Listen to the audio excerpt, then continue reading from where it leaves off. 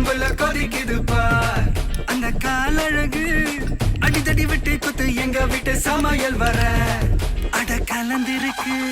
கட்டி பல்ல கட்டி எங்க என்ன குத்த காத்திருக்கு அதுதான்